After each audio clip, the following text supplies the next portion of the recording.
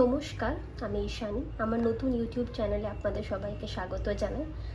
আজ আপনাদের একটা অন্যরকমভাবে মাছের ভাজা করে দেখাবো। সাধারণত আমরা বাঙালিরা যেভাবে মাছের ভাজা করি, শুধু নুন আর হলুদ মাখিয়ে সরষের তেলে, তো অন্যরকমভাবে আপনাদের বানিয়ে দেখাবো। তো সাথে থাকুন আর পুরো ভিডিওটা দেখতে থাকুন। এই মাছের ভাজাটি বানাতে যা যা উপকরণ লাগছে, এটা হচ্ছে রসুন গ্রেট করে রাখা। আমি খোসা ছাড়াইনি, সুন্দর করে ধুয়ে গ্রেট করেছি যাতে অ্যারোমাটা থাকে পুরো মাছের মধ্যে। এটা কারি পাতা, আর এটা একটু ধনে পাতা কোচানো, আর নুন হলুদ মাখানো মাছ, রুই মাছ। আর কি কি উপকরণ লাগছে চলুন দেখে নিই একে একে। প্রথমে দেবো একটুখানি হলুদের গুঁড়ো, তারপরে দেবো একটুখানি লঙ্কার গুঁড়ো, তারপরে দেবো একটুখানি জিরের গুঁড়ো, তারপরে দেবো একটুখানি ধনে গুঁড়ো। ওকে, তারপরে একটু হালকা আমরা একটু জল দিয়ে দেবো এটা ম্যারিনেট করার জন্য।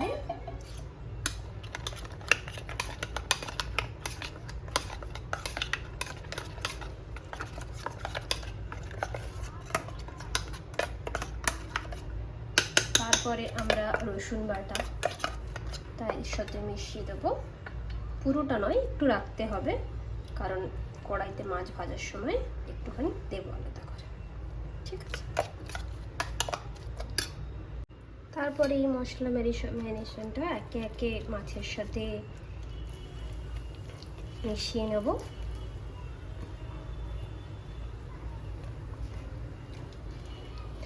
মাঝখানে আমি নুনের কথা মেনশন করতে ভুলে গেছি, প্লিজ নুনও মেশাবেন সাথে।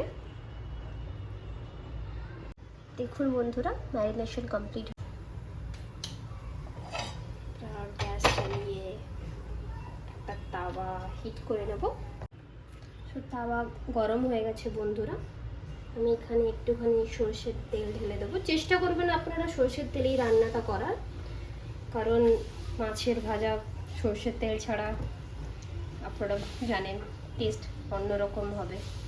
চেষ্টা করবেন সরষের তেল ইউজ করার। তেলটা একটু ছড়িয়ে নেব, সব কটা মাছ একসাথে দিতে পারি।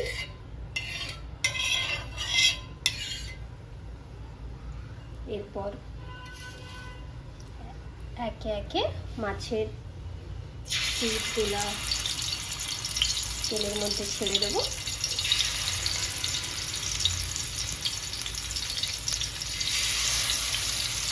তেল আপনাদের পরিমাণ মতো আপনারা দেবেন। আপনাদের দেখেছিলাম আমি একটু তেলটা বেশি চলে গেছে আজকে, আর যে মশলাটা ছিল এটা পুরো ছড়িয়ে দিচ্ছি। তারপর যে রসুন কুচিটা বেঁচে ছিল ওইটাও আমি ছড়িয়ে দেবো।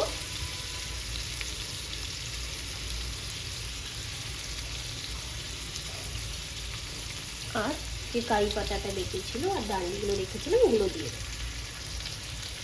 সবকটা মাছ ছেড়ে দেওয়ার পরে, কারি পাতা দেওয়ার পরে আমরা একটু ধনে পাতা ছড়িয়ে দেবো।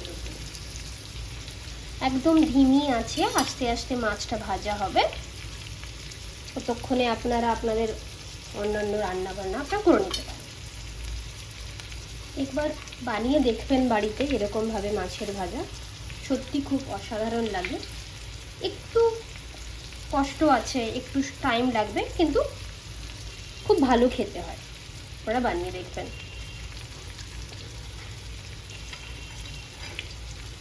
সাইড মাছের একটা সাইড হয়ে গেছে, অন্য একটা সাইড আমি উল্টে দেব। দেখুন কালারটা।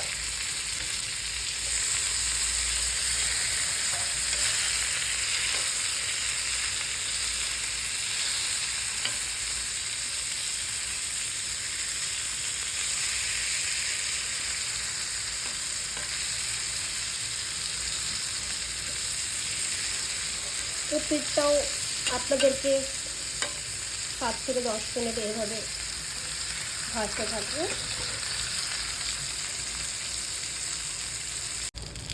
তো দেখুন বন্ধুরা, এটা হলো গিয়ে ফাইনাল রেজাল্ট। আপনারা এই সেম প্রসেসে যে কোনো মাছ, যেমন পমফ্রেট বা রুই, কাতলা,